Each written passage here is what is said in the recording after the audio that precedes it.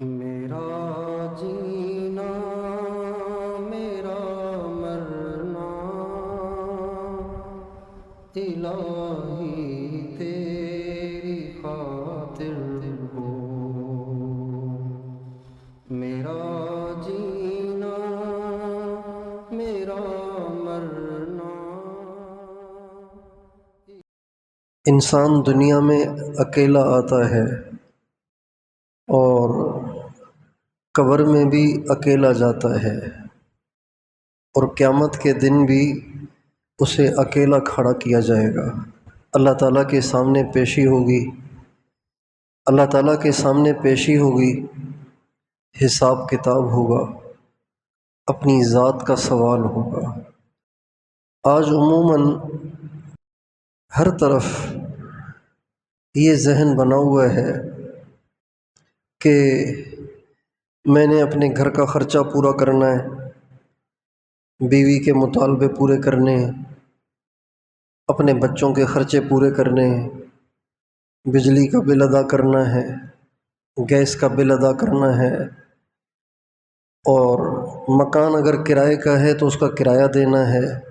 ہر وقت ہر وقت ہر وقت صرف یہ فکر سوار رہتی ہے۔ اس میں دیندار دنیا دار سب برابر ہیں، ہر طرف یہ ماحول بنا ہوا ہے۔ حالانکہ انسان اگر سوچے کہ جس بیوی کے لیے، جن بچوں کے لیے وہ اتنی ٹینشن لیتا ہے، اتنی ٹینشن لیتا ہے کہ ٹینشن لے لے کے وہ شوگر کا مریض ہو جاتا ہے، بلڈ پریشر کا مریض ہو جاتا ہے، اور وہ ٹینشن میں چلا جاتا ہے، اور وہ نفسیاتی مریض بن جاتا ہے، اور اس فکر کی وجہ سے نمازیں چھوڑتا ہے، نمازیں چھوڑتا ہے، اور کتنی ساری حرام کاریاں کرتا ہے، کتنے حرام طریقوں سے پیسے کماتا ہے، لیکن جن کے لیے یہ سب کچھ کرتا ہے ان میں سے کوئی بھی اس کے ساتھ قبر میں نہیں جاتا۔ ہم نے ایک واقعہ سنا کہ ایک آدمی فوت ہوا، اور ٹائم ایسا تھا کہ اس کے دفنانے کی اس وقت صورت بننا مشکل تھی، شدید بارش تھی۔ تو محلے والوں نے کہا کہ بھائی ابھی نہیں دفنایا جا سکتا، بارش بہت زیادہ ہے، تو لاش کو آج رات گھر میں ہی رکھا جائے، صبح کو دفنا دیں گے۔ بڑے شہر کا واقعہ ہے، لاہور کا واقعہ ہے۔ تو کہتے ہیں کہ اس کی بیوی اس کی لاش کو گھر میں رکھنے کے لیے تیار نہیں ہوئی۔ جس کے مطالبے پورے کرتے کرتے کرتے زندگی کھپا دی، جس کی خواہشات کو پورا کرتے کرتے زندگی کھپا دی، اور جس کے لیے حرام پہ اکتفا نہ کیا، حرام تک بھی کمایا، اور دن رات ایک کر کے کوششیں کی، محنتیں کی، اس بیوی کا حال یہ ہے کہ وہ اپنے خاوند کی لاش کو اپنے گھر میں رکھنے کے لیے تیار نہیں ہوئی۔ یہ تو دنیا کا معاملہ ہے، قبر میں تو کون ساتھ جائے گا؟ قبر میں کوئی ساتھ نہیں جائے گا۔ قیامت کے دن جب ہماری پیشی ہوگی، جب ہمیں کھڑا کیا جائے گا، تو اس وقت کوئی ساتھ نہیں ہوگا۔ نہ بچے کہیں گے یا اللہ میرے بابا کے گناہ مجھ پہ ڈال دے اور مجھے دوزخ میں بھیج دے، میرے بابا کو دوزخ میں نہ بھیجنا، اس کو جنت میں بھیج دے۔ ہو سکتا ہے قیامت کے دن ایسے ہو سکتا ہے کہ کوئی بیوی آ کے اللہ کے سامنے کھڑی ہو جائے، یا اللہ جتنا دوزخ میں ڈالنا ہے مجھے ڈال، میرے خاوند کو دوزخ میں نہ ڈال، اسے جنت میں بھیج، میں اپنی سزا بھی بھگت لوں گی اور اپنے خاوند کی سزا بھی بھگت لوں گی۔ کوئی بیوی ایسی ہو سکتی ہے؟ بیوی اور بچے کیا کریں گے؟ ماں بھی ایسے نہیں کرے گی۔ قیامت کے دن کوئی ماں اپنے آپ کو دوزخ میں ڈالنے کے لیے، بچے کو چھڑانے کے لیے پیش نہیں کرے گی، کوئی ماں پیش نہیں کرے گی۔ اللہ تعالیٰ فرماتے ہیں یوم یفر المرء من اخیہ و امہ و ابیہ و صاحبتہ و بنیہ۔ ماں کہے گی میرے بچوں کو بھیج دے، مجھے چھوڑ دے۔ باپ کہے گا میرے سارے بچوں کو دوزخ میں ڈال دے، مجھے چھوڑ دے۔ بیوی کہے گی میرے خاوند کو ڈال دے دوزخ میں، مجھے چھوڑ دے۔ بھائی کہے گا میری بہنوں کو، میرے بھائیوں کو دوزخ میں ڈال دے، مجھے بچا لے۔ یہ سب کے ساتھ ہونا ہے۔ ہم سب کی بیویاں قیامت کے دن ہم سے بیگانی ہو جائیں گی، ہم سب کے بچے ہم سے بیگانے ہو جائیں گے، ہم سب کی مائیں ہم سے بیگانی ہو جائیں گی، ہم سب کے باپ ہم سے بیگانے ہو جائیں گے، ہمارے اپنے رشتہ دار دوست یار ہم پہ مرنے والے مٹنے والے اپنے ہاتھوں سے ہمیں مٹی میں ڈال کے آ جائیں گے۔ کوئی ہمارے ساتھ لیٹنے کے لیے تیار نہیں ہوگا۔ قبر میں اندر جانے کے لیے تو کیا، قبرستان میں بھی رات گزارنے کے لیے کوئی تیار نہیں ہوگا۔ بیٹا دفن ہو گیا، ماں کبھی وہ رات قبرستان میں نہیں گزارے گی، باپ کبھی وہ رات قبرستان میں نہیں گزارے گا، بیٹا کبھی وہ رات قبرستان میں نہیں گزارے گا۔ ابھی وہ قبر بنانے والے قبر بنا رہے ہوتے ہیں اور بچے ہاتھ جھاڑ کے جا چکے ہوتے ہیں، اور دوست ہاتھ جھاڑ کے جا چکے ہوتے ہیں، اور سگے بھائی ہاتھ جھاڑ کے جا چکے ہوتے ہیں۔ جس دنیا کے لیے، جن دنیا کے لوگوں کے لیے آج ہم اللہ کو ناراض کرتے ہیں، ذرا ایک لمحے کے لیے سوچیں کہ کیا انہوں نے ہمیں کام آنا ہے؟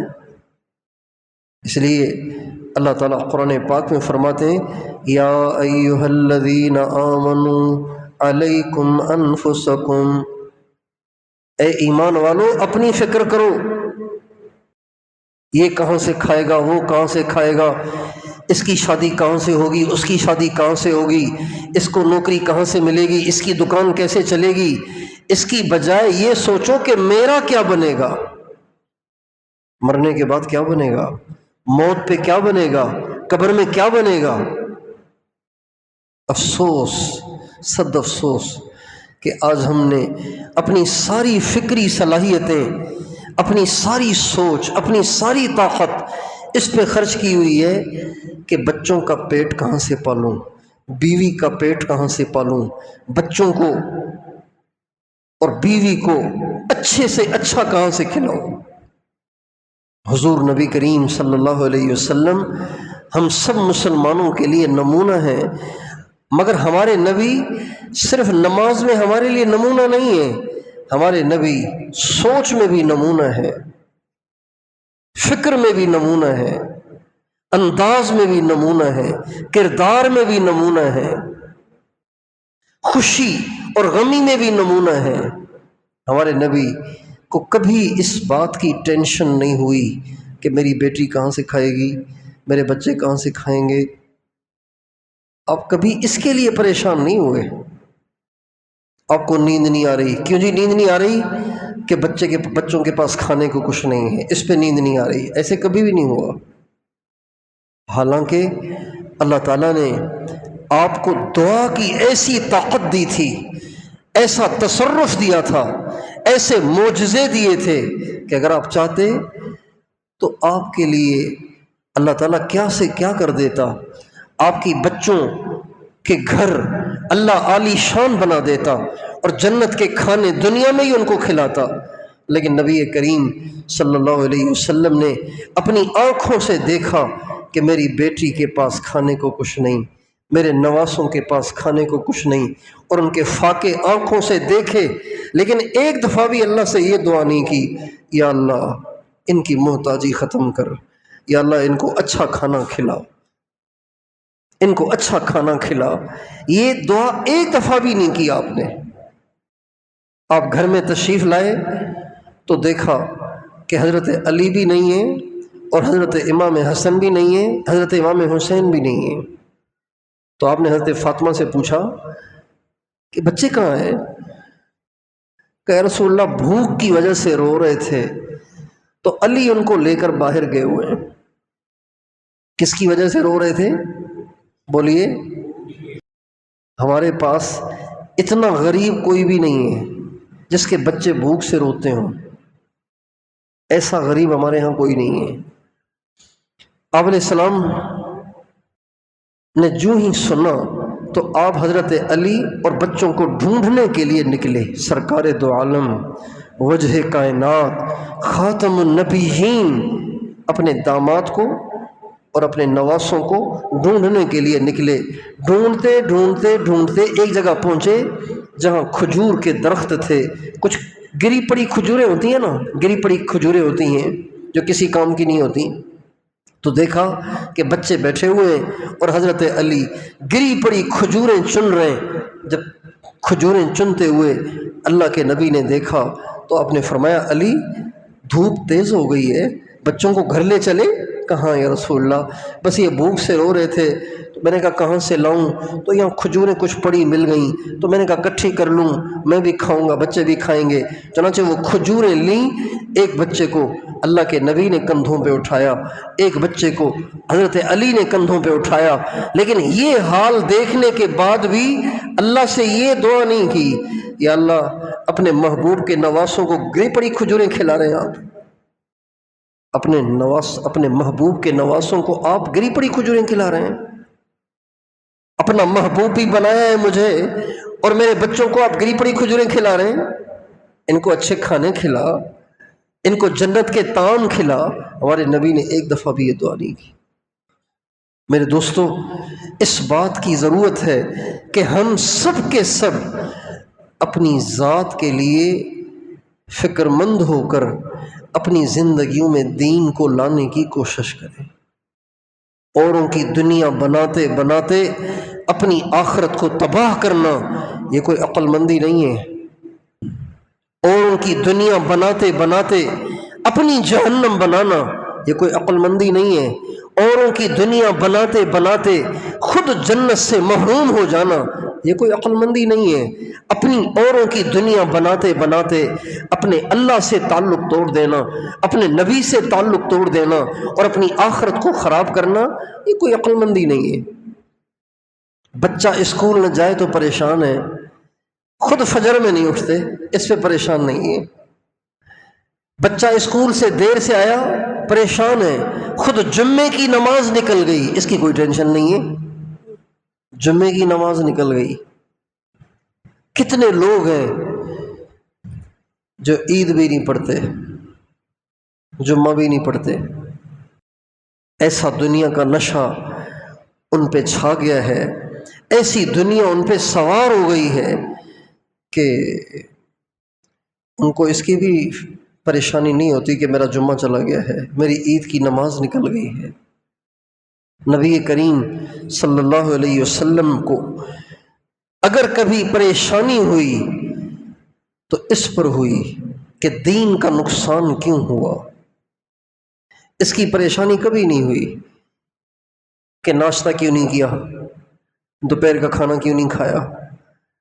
ایک دفعہ آپ حضرت اماں عائشہ کے پاس تشریف لائے، ایک دفعہ اماں عائشہ کے پاس آپ تشریف لائے تو اماں عائشہ کھانا کھا رہی تھیں، شام کا ٹائم ہے، صبح بھی آپ نے دیکھا تھا اماں عائشہ کچھ کھا رہی تھیں۔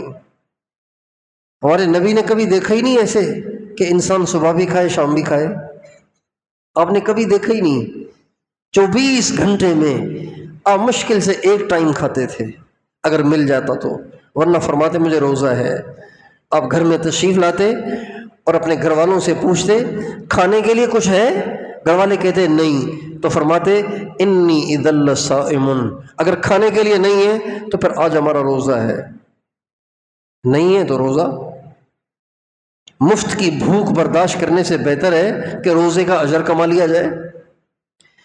آپ شام کو تشریف لائے، اماں عائشہ کچھ کھا رہی ہیں، آپ نے فرمایا عائشہ تجھے کوئی اور کام بھی ہے کہ نہیں، جب دیکھو کھا رہی ہو، جب دیکھو کھا رہی ہو۔ حالانکہ یہ زندگی میں پہلی دفعہ تھا کہ اماں عائشہ دن میں دوسری دفعہ کھا رہی تھیں، اور وہ بھی کوئی دسترخوان بچھا کے بریانی اور قورمے کے ڈونگے نہیں بھرے ہوئے تھے، پتہ نہیں کوئی تھوڑی سی چیز کوئی مل گئی تھی کھانے کو تو کھا رہی تھی۔ پہننے کے لیے ایک جوڑا، دھلتا خشک ہوتا، پہنتے مسجد میں تشریف لاتے، ایک جوڑا۔ بچھانے کے لیے چٹائی یا بوریا، نبیوں کے امام ہیں اور بوریے پہ لیٹے ہوئے ہیں، اور اس پہ لیٹ لیٹ کے آپ کی کمر پہ لکیریں بن گئی تھیں، اس پہ لیٹ لیٹ کے آپ کی کمر پہ لکیریں بن گئی تھیں، لکیریں بن گئی تھیں۔ حضرت عمر نے لکیریں دیکھیں تو رو پڑے۔ آپ نے فرمایا ما یبکیک یا عمر، عمر روتے کیوں ہو؟ کہ یا رسول اللہ میں دیکھتا ہوں کہ کیسر اور کسریٰ جو اللہ کے دشمن ہیں وہ اتنی مزے کی زندگی گزار رہے ہیں، اور اللہ کے محبوب کی کمر پہ لکیریں بن گئی ہیں بوریے پہ لیٹ لیٹ کے، ان کے پاس گدا بھی نہیں، نرم بستر بھی نہیں جس پہ آرام کر سکیں۔ آپ نے فرمایا عمر، عمر تجھے یہ بات ابھی تک بھی سمجھ میں نہیں آئی؟ تمہیں نہیں معلوم کہ یہ دنیا ہمارے لیے نہیں ہے، یہ ان کے لیے ہے، ہمارے لیے جو کچھ ہے وہ آگے ہے۔ تو مسافر خانہ ہے، مہمان خانہ ہے، یہاں کوئی ہم رہنے کے لیے تھوڑی آئے ہیں۔ مسجد بنائی تو ایسی بنائی کہ بارش ہو جاتی تو مسجد میں کیچڑ ہو جاتا تھا، ایسی مسجد۔ ایک دفعہ آپ کی ایک زوجہ مطہرہ کے پاس کچھ تھوڑے سے پیسے جمع ہو گئے، تو انہوں نے اپنے مکان کے ارد گرد کچی اینٹوں کی دیوار بنا لی، کچی اینٹوں کی دیوار بنا لی، اور پردے کی نیت سے، اچھی نیت ہے، پردے کی نیت سے انہوں نے دیوار بنا دی۔ آپ نے سلام تشریف لائے تو آپ ناراض ہوئے، آپ نے فرمایا تم نے تعمیر پہ پیسہ خرچ کر دیا۔ حضرت اماں فاطمہ نے اپنے گھر کے دروازے پہ پردہ لٹکایا، آپ ملنے کے لیے تشریف لائے، آپ نے پردے کو دیکھا تو واپس تشریف لے گئے۔ حضرت فاطمہ نے حضرت علی کو بھیجا کہ ابو تشریف لائے رہے تھے، پتہ نہیں آتے آتے واپس چلے گئے، کیا ہوا؟ جب اللہ کے نبی سے پوچھنے آئے حضرت علی کہ یا رسول اللہ آپ کی بیٹی پوچھ رہی ہیں کہ آپ تو ملنے آ رہے تھے پھر آپ اچانک واپس چلے گئے، کیا بات پیش آئی؟ آپ نے فرمایا علی فاطمہ سے کہو کہ محمد اور دنیا ایک گھر میں جمع نہیں ہو سکتے، اگر مجھے بلانا ہے اپنے گھر کا پردہ اتارنا پڑے گا۔ ساری توجہ دین پر، ساری توجہ آخرت پر۔ ہمارا نمونہ، ہمارے لیے نمونہ ہمارے نبی ہیں، جو جس حال میں ہے وہ اس حال میں مطمئن نہیں ہے، وہ کہہ رہے اور آگے جانا ہے، اور آگے جانا ہے، اور آگے جانا ہے۔ جو بے روزگار ہے وہ کہہ رہے روزگار مل جائے بس، جس کے پاس روزگار ہے وہ کہہ رہے پروموشن ہو جائے۔ چھوٹی دکان ہے کہہ رہا بڑی ہونی چاہیے، بڑی ہے کہہ رہے 2 ہونی چاہیے، 2 ہے کہہ رہے 4 ہونی چاہیے۔ اور آخرت کے لیے بھی کچھ کیا ہے، اللہ بڑا بخشنے والا ہے۔ وہی قبر کے لیے بھی کچھ کیا ہے، اللہ بڑا بخشنے والا ہے۔ موت کے لیے بھی کوئی تیاری کی ہے، اللہ بڑا بخشنے والا ہے۔ اچھا قیامت کے لیے بھی کچھ تیار کیا ہے، اللہ بڑا بخشنے والا ہے۔ جنت کا کوئی سامان کیا ہے، اللہ بڑا دینے والا ہے۔ فاحشہ نے کتے کو پانی پلایا، جنت مل گئی، اللہ ہمیں بھی دے دے گا۔ یہ اللہ تعالیٰ کا رحم اور کرم دنیا کے معاملے میں یاد نہیں آتا۔ بھئی اتنا کیوں کما رہے ہو، اللہ رحم کرے گا، جتنا ہے اللہ اسی پہ برکت دے دے گا، یہ کیوں نہیں سوچتے؟ تو کہتے ہیں بھئی آخر ہیلا کریں گے تو وسیلہ ہوگا نا، اگر کچھ کریں گے تو ہوگا نا، کچھ ہاتھ پاؤں تو مارنا پڑے گا نا۔ دنیا کے لیے ہاتھ پاؤں مارنے کو ہم لازم اور فرض قرار دیتے ہیں، اور کہتے ہیں ہاتھ پاؤں ہیں، ہاتھ پاؤں نہیں مارتے، ہم تو سر بھی مارتے ہیں، اپنی جان بھی لگا دیتے ہیں۔ کتنے نادان ہیں، کما کما کر کما کما کر کما کما کر اوروں کے لیے چھوڑ جاتے ہیں اور خود خالی ہاتھ قبروں میں جا کے سو جاتے ہیں۔ ہمارے ایک دوست ہے حیدرآباد میں، یہ بات ہے 2006-7 کی ہوگی، 8 کی ہوگی، تو اس وقت انہوں نے ایک بہت بڑا مکان خریدا، کروڑ روپے کا۔ اس وقت اچھا خاصا 2-3 کمرے والا مکان، مجھے یاد ہے چونکہ ہم نے بھی لینا تھا مکان، تو 2-3 کمرے والا مکان 2.5-3 لاکھ میں مل جاتا تھا، 2.5-3 لاکھ میں، 3.5 لاکھ میں 2-3 کمرے والا مکان مل رہا تھا۔ انہوں نے مکان خریدا کروڑ روپے کا اس وقت، تو بچے بڑے خوش تھے، ہمارے بابا نے گھر خریدا ہے اور بڑا عالی شان گھر خریدا ہے، شہر کے بیچ میں لیا ہے، بڑا بنگلہ تھا، اللہ کی شان گھر لیا، ابھی سامان شفٹ ہو رہا تھا کہ خود دنیا سے چلے گئے، اس گھر میں نہیں رہ سکے۔ صرف دنیا، صرف دنیا، صرف دنیا، صرف دنیا، صرف دنیا، یہ مسلمان کے کام نہیں ہے، یہ مسلمان کا راستہ نہیں ہے، یہ مسلمان کی سوچ نہیں ہے۔ مسلمان تو اپنے نبی کے پیچھے ہے، ہمارے نبی کو جو فکر ہے وہ آخرت کی ہے، دنیا کی نہیں ہے۔ اور دنیا ایسی چیز ہے کہ آپ جتنی اس کی فکر سوار کریں گے نا، اتنی زیادہ یہ دنیا آپ کو ٹینشن دے گی، اتنی زیادہ یہ دنیا آپ کو پریشان کرے گی، اور جتنے آپ دنیا کے بارے میں بے فکر ہو جائیں گے اتنی زیادہ یہ دنیا آپ کے پیچھے پیچھے پھرے گی۔ بزرگوں نے لکھا ہے کہ دنیا سائے کی طرح سے ہے، یا صاحبی لا تغترر بتنعم والعمر ينفد والنعيم يزول واذا حملت الى القبور جنازة فاعلم بانك بعدها محمول۔ اے میرے دوست، دنیا کی رنگینیوں سے دھوکہ نہ کھا، دنیا کی عیش و عشرت سے دھوکہ نہ کھا، اس کی لذتیں اور اس کی خواہشات ہمیشہ تمہارے ساتھ نہیں رہیں گی، ایک دن تمہیں مرنا ہے۔ جب اوروں کا جنازہ تم کندھے پہ اٹھاتے ہو تو تمہیں اس بات کو ذہن میں بٹھانا چاہیے کہ ایک دن آپ کا جنازہ بھی کسی کے کندھے پہ ہوگا۔ ہمارے گاؤں میں ہمارے کسی رشتہ دار یا کسی جاننے والے کا جب انتقال ہوتا تو میرے جو بابا تھے، میں پاکستان کے کسی کونے میں ہوں، وہاں مجھے فون کرتے، جی بابا، تو فرماتے بیٹا ہمارے گاؤں کا ایک آدمی ہے، اس کا انتقال ہو گیا ہے آج، ابھی اس کو قبر میں اتارنے لگے ہیں، تمہاری دعا کی ضرورت ہے، اس کے لیے دعا کرنا کہ اس کے لیے قبر تنگ نہ ہو جائے، اندھیر کوٹھری نہ ہو جائے، قبر کا اس کو عذاب نہ ہو، تمہاری دعا کی ضرورت ہے۔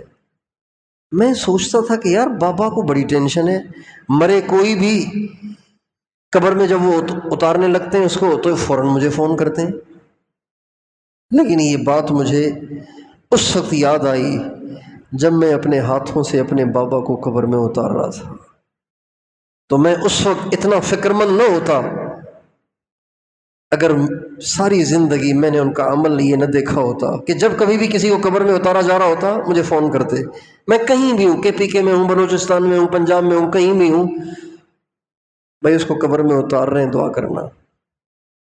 آج ہماری فکریں کہاں لگ رہی ہیں، کیا کیا ٹینشنیں لی ہوئی ہیں، کن کن چیزوں میں ہم گھلے جا رہے ہیں، جیسے برف پگھلتی ہے نا، گھلے جا رہے ہیں، نیندیں اڑی ہوئی ہیں، کھانے اچھے نہیں لگ رہے، ٹینشن سے مرے جا رہے ہیں، صرف دنیا کے لیے، صرف دنیا کے لیے۔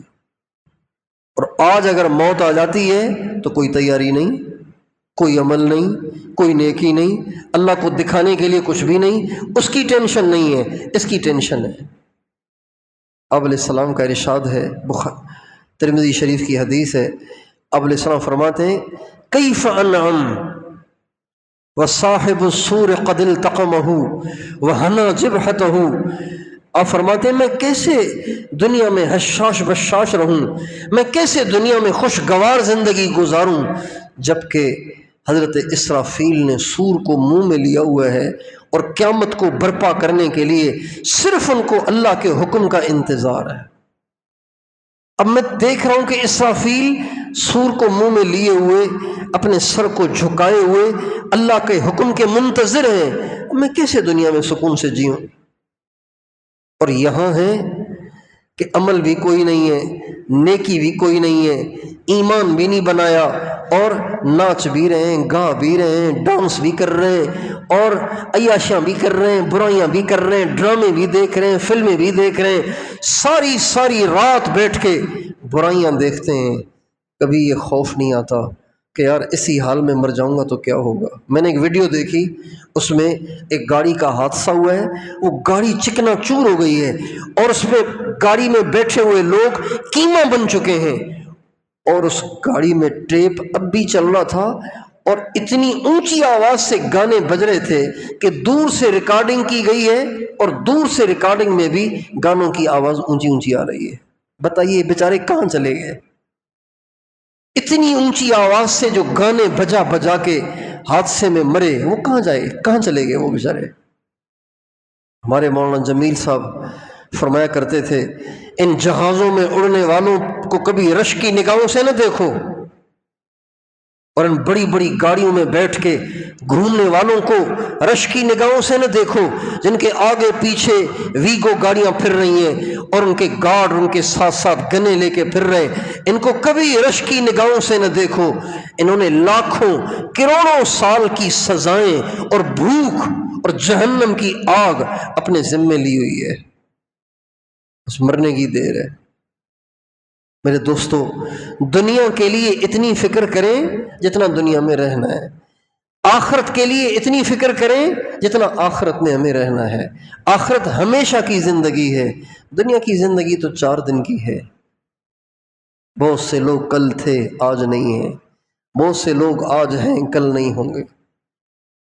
ہمیں بھی یہ بات سمجھ نہیں آتی تھی، لیکن اب مسلسل اٹھتے جنازے دیکھ دیکھ کے اور جوانوں کو بڑھاپے کی طرف جاتا دیکھ دیکھ کے اور صحت مندوں کو بیماریوں میں مبتلا ہوتا دیکھ دیکھ کے اب دنیا سے دل ٹھنڈا ہو گیا ہے۔ بس یہ دھوکہ ہے، کچھ بھی نہیں ہے، یہ سارا چکر ہے شیطان کا۔ شیطان نے ہمیں دنیا سجا سجا کے دکھا دی ہے اور دنیا کی فکروں کو ہمارے اوپر اتنا سوار کر لیا ہے کہ بس ہم سوچتے ہیں کہ اگر یہ میری خواہشات پوری نہ ہوئیں تو پتہ نہیں کیا سے کیا ہو جائے گا۔ آفرین ہے غزہ والوں کو، سلام ہے وہاں کی عورتوں، وہاں کے بچوں، وہاں کے بوڑھوں، وہاں کے جوانوں کو جن کے پاس کھانے کے لیے کچھ نہیں، پینے کے لیے کچھ نہیں، جنازے اٹھانے کی اب طاقت نہیں، اور قبرستان والوں نے، ابھی 2 دن پہلے کا بیان ہے، قبرستان والوں نے قبرستان پر یہ تختی لگائی ہے، مزید گنجائش نہیں ہے۔ جب یہ امداد کے ٹرک داخل ہونے کی اجازت ملی تو لوگوں نے، وہاں والوں نے کہا ہمیں کھانا نہ مت بھیجو، ہمیں تم کفن کے ٹرالے بھیجو، کفن کے ٹرک بھیجو، کہ ہمیں کھانے سے زیادہ اپنے مردوں کو کفنانے کے لیے کفن کی ضرورت ہے۔ سلام ہے ان کو کہ اس حال میں بھی وہ اللہ کی تعریف کر رہے ہیں۔ ناشتہ کوئی نہیں، دوپہر کا کھانا کوئی نہیں، رات کا کھانا کوئی نہیں، شام کی چائے کوئی نہیں، لیکن دل اللہ کی رضا پر راضی ہے۔ پرسوں میں نے ایک چھوٹے بچے کا بیان سنا جو اپنے پیاروں کی لاشوں پہ کھڑے ہو کے کہہ رہا تھا، یا اللہ میرا تجھ سے کوئی گلہ نہیں، میرا تجھ سے کوئی گلہ نہیں، میں تجھ سے راضی ہوں، یا اللہ میں تجھ سے راضی ہوں، میرا تجھ سے کوئی گلہ نہیں۔ میرے بھائیوں، یہ ہم سوچیں کہ ہم کن چیزوں کے لیے پریشان ہیں، اور اتنے پریشان ہیں کہ ہمارے پاس اللہ کو راضی کرنے کے لیے بھی ٹائم نہیں رہا۔ ابھی مغرب کے بعد ایک شخص سے بات ہوئی، افسر ہیں، بڑے افسر ہیں، ان سے بات ہوئی، کہنے لگے میرا یہ مسئلہ ہے، یہ پھنسا ہوا ہے، میں نے بہت مولویوں کے پاس چکر لگائے، سارے کہتے ہیں بندش ہے۔ میں نے کہا نماز پڑھتے ہیں آپ؟ کہ نماز نہیں پڑھتا۔ اتنی گندی ڈیوٹیاں کرتے ہیں آپ، نماز میں کیا مسئلہ ہے بھائی؟ 20 منٹ 15 منٹ وضو کر کے آ کے اللہ کو بھی سجدہ کر لیا کرو، کیا مشکل ہے اس میں؟ ہر آدمی کا یہ مسئلہ ہے، ہر ایک اپنی دنیا کو جنت بنانا چاہتا ہے۔ کیا بنانا چاہتا ہے؟ جنت بنانا چاہتا ہے۔ اچھا چلو جنت بنانے کی نیت ہے، ٹھیک ہے، لیکن اللہ کی مانے بغیر جنت بنانا چاہتا ہے۔ اللہ کی بھی نہیں ماننی اور جنت بھی بنانی ہے۔ پہلی بات، دنیا جنت نہیں بن سکتی، اتنی گنجائش ہی نہیں ہے یہاں پہ کہ آپ کی ساری امنگیں اور آرزوئیں یہاں پوری ہوں. یہاں کہیں نہ کہیں نقص رہ جائے گا، کہیں نہ کہیں کوئی فالٹ رہ جائے گا، کہیں نہ کہیں کوئی کسر رہ جاتی ہے، چاہے آپ کچھ بھی کر لیں. فکر کریں تو اس جہان کی کریں جہاں ہمیشہ رہنا ہے. اللہ تعالیٰ قرآن مجید میں فرماتے ہیں کہ اگر مسلمانوں کے کافر بن جانے کا اندیشہ نہ ہوتا تو ہم کافروں کے لیے اس دنیا کو ہی جنت بنا دیتے. ان کی کھڑکیاں دروازے ہم سونے کے بنا دیتے، اور ان کی سیڑھیاں اور ان کے گھر ہم چاندی کے بنا دیتے، ہیرے جواہرات سے سجا دیتے. لیکن اگر ہم نے کفار کے لیے اتنے عالی شان گھر بنا دیے، ان کو سونے چاندی کے دروازے لگا کر دے دیے، اور ان کے گھر چاندی کے بنا دیے، ہیرے جواہرات سے جڑ لیے، تو یہ جتنے مسلمان ہیں نا یہ بھی کافر بن جائیں گے. اس لیے ہم یہ کر نہیں رہے. وَلَوْلَا أَن يَكُونَ النَّاسُ أُمَّةً وَاحِدَةً لَجَعَلْنَا لِمَن يَكْفُرُ بِالرَّحْمَٰنِ لِبُيُوتِهِمْ سُقُفًا مِّن فِضَّةٍ. ہمارے نبی کا ارشاد ہے، من جعل الہموم ہما واحدا ہم آخرتہ کفاہ اللہ ہم دنیاہ. جو آخرت کی فکر کو اوڑھ لیتا ہے، آخرت کی فکر کو اوڑھ لیتا ہے، ہر وقت اس کو یہ فکر رہتی ہے قبر میں کیا ہوگا، قیامت میں کیا ہوگا، اللہ کو راضی کر لوں، اللہ کو خوش کر لوں، گناہوں کی معافی مانگ لوں. ہر وقت اس کو یہ فکر لگی رہے. اگر کسی کو ہر وقت یہ فکر لگی رہے تو ہمارے نبی نے گارنٹی اور ضمانت دی ہے، کفاہ اللہ ہم دنیا ہو، اللہ تعالیٰ اس پر دنیا کی کوئی فکر لائے گا ہی نہیں. یہ کام کیسے ہوگا، یہ کام کیسے ہوگا، یہ کام کیسے ہوگا، اس کی نوبت ہی نہیں آئے گی. اللہ تعالیٰ دنیا سے اس کو بے فکر رکھے گا. اور آپ کا ارشاد ہے، جو آدمی دنیا کی فکروں کو اپنے اوپر سوار کر لیتا ہے، اللہ پاک اس کو دنیا کی فکروں میں سرگردان کر دیتا ہے، پریشان رہتا ہے، ہر وقت کوئی نہ کوئی ٹینشن اسے لگی رہتی ہے. اس لیے میرے دوستو، میں اور آپ یہ نیت کریں کہ بتکلف ہم آخرت کی فکر کو اوڑھنے کی کوشش کریں، اپنے دین کی فکر کریں، اپنی ذات کی فکر کریں. میرا کیا حال ہے، میں اس حال میں مروں گا، اللہ کے سامنے جاؤں گا تو میرا کیا ہوگا. یہ شیطان کی پڑھائی ہوئی پٹی کہ جہاں بھی دین کا معاملہ آئے ہم کہتے ہیں اللہ غفور رحیم ہے، اس کو اپنے دل دماغ سے ختم کریں. یہ سوچ کہ اللہ غفور الرحیم ہے، یہ موت کے وقت اچھی ہے. موت کے وقت یہ فکر ہونی چاہیے، موت کے وقت یہی گمان ہونا چاہیے اللہ غفور الرحیم ہے، اللہ بخشے گا. لیکن جب تک انسان زندہ ہے اس بات کی کوشش کرنی چاہیے کہ خوف لگا رہے. یخافون یوما تتقلب فیہ القلوب والابصار. یہ جو ایمان والے ہوتے ہیں یہ ڈرتے رہتے ہیں اس دن سے جس دن آنکھیں اور دل پلٹ جائیں گے. فَكَيْفَ تَتَّقُونَ إِن كَفَرْتُمْ يَوْمًا يَجْعَلُ الْوِلْدَانَ شِيبًا السَّمَاءُ مُنْفَطِرٌ بِهِ كَانَ وَعْدُهُ مَفْعُولًا. اللہ تعالیٰ فرماتے ہیں تم کرو گے کیا اس دن، اگر تم نے تیاری نہ کی تو تم کیا کرو گے اس دن جس دن کے خوف سے بچے بھی بوڑھے ہو جائیں گے، آسمان پھٹ جائے گا. اس دن کیا کرو گے تم، کیسے بچو گے تم اللہ کے عذاب سے. تو بھائی اپنی آخرت کی فکر کو اپنے اوپر سوار کریں گے نا انشاءاللہ. اپنی بھی آخرت کی فکر کریں، اپنے بیوی بچوں، ماں باپ، بھائی بہنوں، رشتہ داروں، عزیزوں، ان کی بھی آخرت کی فکر کریں. دنیا کی فکر کرنا حرام نہیں ہے، سوار کرنا نامناسب ہے، سوار نہیں کرنی چاہیے. ابھی پچھلے دنوں کی بات ہے، کہتے ہیں کہ ایک باپ نے اپنے آپ کو بھی، اپنی بیوی کو بھی، اپنے بچوں کو بھی، سب کو گولی مار دی، پھر اپنے آپ کو بھی گولی مار دی، اس لیے کہ بجلی کا بل بہت زیادہ آ گیا تھا۔ اب آپ بتائیے، بجلی کا بل زیادہ آ گیا تھا، تاریں کاٹ دیتے، اندھیرے میں بیٹھ جاتے، ہاتھ کا پنکھا لے لیتے۔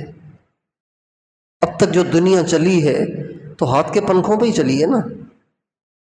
جب انسان دنیا کی فکروں کو سوار کر لیتا ہے اور پھر وہ جو خود چاہ رہا ہوتا ہے وہ پورا نہیں ہوتا تو زندگی سے بیزاری پھر لازمی پیدا ہوتی ہے۔ اس لیے مسلمان کو ہر حال میں زندگی کا ٹائم پاس کرنے کی مشق ہونی چاہیے۔ میں تو کبھی کبھی سوچتا ہوں اگر یہ غزہ والا حال یہاں کہیں ہو گیا تو ہمارا کیا ہوگا؟ ہم تو پھر سارے ہی مرتد ہو جائیں گے۔ ہمارے نبی اللہ تعالیٰ سے یہ دعا کرتے تھے، یا اللہ ولا تجعل الدنیا اکبر ہمنا ولا مبلغ علمنا، اے اللہ دنیا کی فکر کو مجھ پہ سوار نہ ہونے دینا۔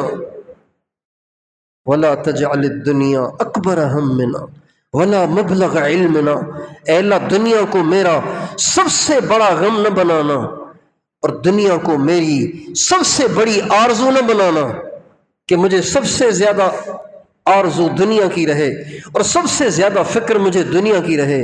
یا اللہ ایسے نہ کرنا۔ اللہ جس حال میں رکھے ٹھیک ہے، اللہ کی رضا میں راضی رہنا چاہیے۔ اللہ نے غریب رکھا ہے کوئی بات نہیں، کو ہمیشہ غریب ہمیشہ تھوڑی غریب رہتا ہے، مرنے کے بعد غریب نہیں ہوگا۔ امیر ہمیشہ امیر نہیں رہتا، امیر مرنے کے بعد بھی امیر نہیں ہوگا۔ قیامت کے دن ایسے نہیں ہوگا، ہاں بھائی یہ کون ہے کہ جی وہ جو چھابڑی پہ چیزیں بیچتا تھا، اچھا اس کو پیچھے بٹھاؤ، اچھا یہ کہ جی یہ اپنے علاقے کا ڈی ایس پی تھا، اچھا ڈی ایس پی صاحب اب آگے آ جائیں۔ ایسے نہیں ہوگا، ڈی ایس پی وہاں کوئی نہیں جانے گا، بادشاہ بھی ہوگا۔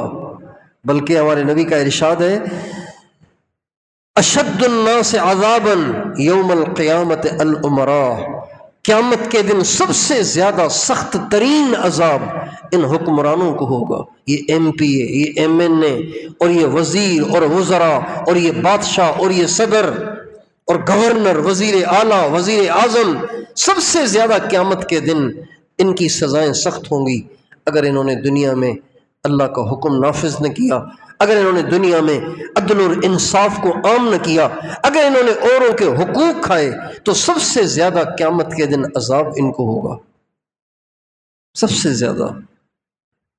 یہ جتنے غریب گرے پڑے لوگ ہیں یہ کل قیامت کے دن خوش ہوں گے، شکر ہے کہ ہم غریب تھے، شکر ہے کہ ہم بے روزگار تھے، شکر ہے کہ ہم چپڑاسی تھے، شکر ہے کہ ہم مزدور تھے۔ دیکھو یہ ایم پی اے صاحب کیسے لٹکے ہوئے ہیں، دیکھو یہ وزیر صاحب کیسے لٹکے ہوئے ہیں۔ سچ پوچھو، ہمارے نبی کا ارشاد ہے کہ میں جب اللہ تعالیٰ نے مجھے جہنم اور جنت کی سیر کرائی تو میں جہنم کے دروازے پہ کھڑا ہو گیا کہ دیکھوں کہ زیادہ کون لوگ جا رہے ہیں، اسی طرح میں جنت کے دروازے پہ بھی کھڑا ہو گیا کہ دیکھوں جنت میں جانے والے زیادہ کون لوگ ہیں۔ تو فرماتے ہیں آپ علیہ السلام فرماتے ہیں جب میں جہنم کے دروازے پہ کھڑا ہوا تو جانے والی عورتیں زیادہ تھیں، اور جب میں جنت کے دروازے پہ کھڑا ہوا تو جنت میں جانے والے غریب غربا زیادہ تھے، پیسے والے تھوڑے تھے، غریب زیادہ تھے۔ اس لیے اپنی آخرت کی فکر کریں، اپنی آخرت کو سنوارنے کے لیے فکر مند ہوں، اپنے بچوں کی آخرت کو سنوارنے کے لیے فکر مند ہوں، اس کے لیے محنت کریں، کوشش کریں، دعائیں کریں، روئیں اللہ کے سامنے، اپنے بچوں کو اچھا ماحول دیں۔ ضروری نہیں کہ مدرسے کا ماحول دیں، آپ عالم نہیں بنانا چاہتے مت بنائیں، لیکن ماحول اچھا دیں۔ اگر آپ ان کو اچھا ماحول دے کر ڈاکٹر بنا سکتے ہیں تو بنائیں، اگر اچھا ماحول دیے بغیر آپ ان کو ڈاکٹر بنائیں گے تو یہ ڈاکٹر بن کر آپ کی دنیا بھی برباد کرے گا، آخرت بھی برباد کرے گا۔ آپ ان کے دین کو بچائیں، دنیا بنانے کے لیے ان کا دین خراب مت کریں۔ پتہ نہیں ایک نشہ سا ہے، بڑی ملازمت، بڑی نوکری، بڑا افسر بننے کا ایک نشہ سا ہے، حالانکہ اللہ تعالیٰ نے تجارت میں، کاروبار میں زیادہ برکت رکھی ہے، کاروبار میں زیادہ برکت رکھی ہے۔ مجھے بتایا غریبوں نے، مزدوروں نے، چھولے بیچتے ہیں، انہوں نے مجھے بتایا کہ وہ کتنا کماتے ہیں، اور سرکاری نوکریاں کرنے والے کتنا کماتے ہیں، اور سرکاری نوکریوں میں جو تنخواہیں ملتی ہیں وہ کہاں سے ملتی ہیں؟ یہ غریبوں کا نچڑا ہوا خون ٹیکسوں کے ذریعے سے جمع کیا جاتا ہے، اس سے ملازمین کو تنخواہیں ادا کی جاتی ہیں۔ ہمارے حاجی صاحب عبد الوہاب صاحب کسی سرکاری ملازم کا کھانا نہیں کھاتے تھے، سرکاری ملازم کا کھانا نہیں کھاتے تھے، تیرے تو عوام کا نچڑا ہوا خون ہے تیرے پیسوں میں تو، لیکن لوگوں کو بس جنون ہے، اس لیے اسکول بھر رہے ہیں۔ مجھے ایک ساتھی نے بتایا ہمارا اسکول ہے اور اس کی ماہانہ فی ہے 20,000، تو وہ ایک بچے سے 20,000 روپے لیتے ہیں اور اس کو پڑھاتے ہیں۔ کیا پڑھاتے ہیں؟ جو پڑھاتے ہیں وہی 20,000 روپے فی برداشت کر رہے ہیں اس شوق میں کہ افسر بنے گا۔ بھائی اس کو کاروبار میں لگاؤ، دکان کھول کے دو، اس کو کہو سچائی امانت داری کے ساتھ کاروبار کرو، دیکھو اللہ کیسے برکت دیتا ہے۔ اور یہ جتنے بڑے ملازم سرکاری بنتے ہیں اتنے بڑے چور اور ڈاکو بنتے ہیں، اتنے بڑے بددیانت بنتے ہیں، اللہ ماشاء اللہ۔ آپ چلے جائیں حیدرآباد صدر میں، دیکھیں جا کہ ڈاکٹروں کا کیا حال ہے۔ 100 مریض دیکھنے ہوتے ہیں انہوں نے، 100 مریض، 200 مریض، 300 مریض دیکھنے ہوتے ہیں، اور ایک ایک ڈاکٹر کی فیس 4,000 5,000، اور ایک مریض کو 1 منٹ دیتے ہیں۔ بیچارہ وہ کنفیوز ہو جاتا ہے جا کے کہ اس کو بتاؤں کیا، شکل ایسی بنا کے بیٹھتے ہیں، وہ ایسے غصے میں بھرے ہوئے بیٹھے ہوتے ہیں کہ بیچارہ مریض اپنی بات بتا بھی نہیں پاتا۔ ہاں ہاں ہاں ٹھیک ہے میں سمجھ گیا، چلو جی، لمبا پرچہ بنا دیا، اس میں ٹیسٹیں بھی لکھ کے دے دیں اور اس میں غیر ضروری دوائیاں بھی لکھ کے دے دیں، اس لیے کہ میڈیکل ریپ والوں نے ان کو کمیشن دینی ہوتی ہے، لیبارٹری والوں نے الگ کمیشن دینی ہوتی ہے۔ اتنے لمبے پرچے بنا کے 4,000 لیے آپ نے، 5,000 روپے لیے، 5 منٹ تو دے دو کسی غریب کو۔ اب بتائیے یہ جو پیسے اکٹھے کر کے اپنے گھر لے جائیں گے اور جا کے بچوں کو کھلائیں گے تو ان کے بچے ان کی آنکھوں کی ٹھنڈک بنیں گے، یہ ان کی قبر اچھی کریں گے، یہ بڑے ہو کے نیک پرہیزگار تکبیر اولیٰ سے نمازیں پڑھنے والے بنیں گے، یہ بڑے ہو کے بڑے ابدال اور کتب بنیں گے، جن کو ساری زندگی، جن کے کھلونے بھی حرام کے، جن کی ٹافیاں بھی حرام پیسوں کی، جن کے کھانے بھی حرام پیسوں کے، جن کے پیزے اور برگر بھی حرام پیسوں کے، یہ بچے بڑے ہو کے ولی بنیں گے۔ یہ سب دنیا کی فکر جو سوار کی ہے ہم نے، یہ اس کا نتیجہ ہے۔ اس لیے آپ سب سے درخواست ہے اپنے بچوں کو بڑا افسر بنانے کے شوق سے باہر نکلیں، نیک بنائیں، ان کو کسی کاروبار میں لگا دیں، مزدوری میں لگا دیں، کاروبار میں لگا دیں۔ یہ کاروبار والے مزدوری کے بعد کاروبار والے بنتے ہیں۔ ہمارے شہر کے کتنے لوگ ہماری آنکھوں کے سامنے پاپڑ بیچتے تھے، پھر یہ بیچتے تھے، پھر وہ بیچتے تھے، کرتے کرتے کرتے کرتے کرتے دکان بن گئی۔ مسلمان ہڈ حرام نہیں ہوتا، مسلمان سست نہیں ہوتا، مسلمان جفا کش محنتی ہوتا ہے۔ اللہ تعالی ہمیں آخرت کی فکر عطا فرمائے، دنیا کی فکروں سے نجات عطا فرمائے۔ ہمارے ایک ساتھی ہیں، وہ دم شم کرتے ہیں لوگوں پہ۔ آج کل سب سے زیادہ رش دم والوں کے پاس ہوتا ہے، جو لوگ دم کرتے ہیں نا، سب سے زیادہ رش ان کے پاس ہوتا ہے، گاڑیاں بھر بھر کے لوگوں کی جاتی ہیں ان کے پاس، دم والوں کے پاس۔ تو مجھے کہنے لگے ہمارے پاس جو لوگ آتے ہیں ان میں 99% ہوتے ہیں ذہنی مریض، نفسیاتی مریض، وہمی، دنیا کو سوچ کے اب ٹینشن کے مریض ہو گئے ہیں۔ اب ان کو ہر چیز ایسے محسوس ہوتی ہے جیسے مجھ پہ کسی نے کچھ کر لیا ہے، ایسے وہمی ہو گئے ہیں۔ 99% لوگوں پہ کوئی شیطانی اثرات نہیں ہوتے، کوئی بندش نہیں ہوتی، کوئی جادو نہیں ہوتا، صرف نفسیاتی اثر ہوتا ہے۔ لیکن بس آ جاتے ہیں ہمارے پاس کہ بھائی دم کر دو، ہم دم کر دیتے ہیں ان کو، وہ پھر کچھ دے جاتے ہیں، کوئی 2,000، کوئی 4,000، کوئی 5,000، 6,000، کوئی 10,000۔ اس لیے نفسیاتی مریض بننے کی بجائے حشاش بشاش رہیں، آخرت کی فکر کو اوڑھیں، ایک وقت نکال کر صبح شام اللہ کو یاد کریں، خشوع خضوع سے نمازیں پڑھیں۔ نمازیں ایسے نہ پڑھیں کہ کھڑے اللہ کے سامنے اور کھوئے ہوئے کہیں اور ہیں، ایسی نمازیں مت پڑھیں۔ نمازیں پڑھیں اس طرح کہ آپ اللہ کے سامنے کھڑے ہوئے۔ ہم چھوٹے ہوتے تھے، اذان ہوتی تھی تو ایک دم تھم جاتے تھے سارے، مٹ مٹ مٹ مٹ پانگ بدھ، مٹ مٹ مٹ پانگ بدھ، خاموش ہو جاؤ خاموش ہو جاؤ، اذان سنو۔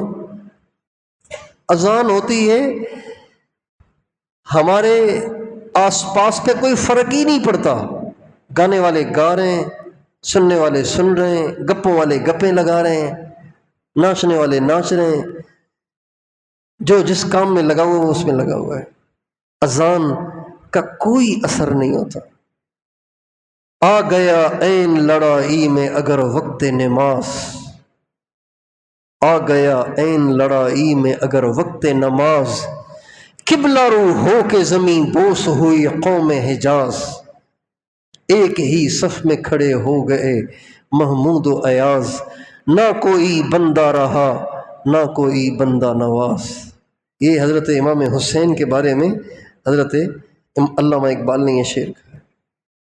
دھم دھم لڑائی چل رہی ہے اور مسلمان گر رہے ہیں، شہید ہو رہے ہیں، لیکن نماز کا ٹائم ہوا، قبلہ رو ہو کے زمین بوس ہوئی قوم حجاز، سارے کام چھوڑ چھاڑ پہلے نماز۔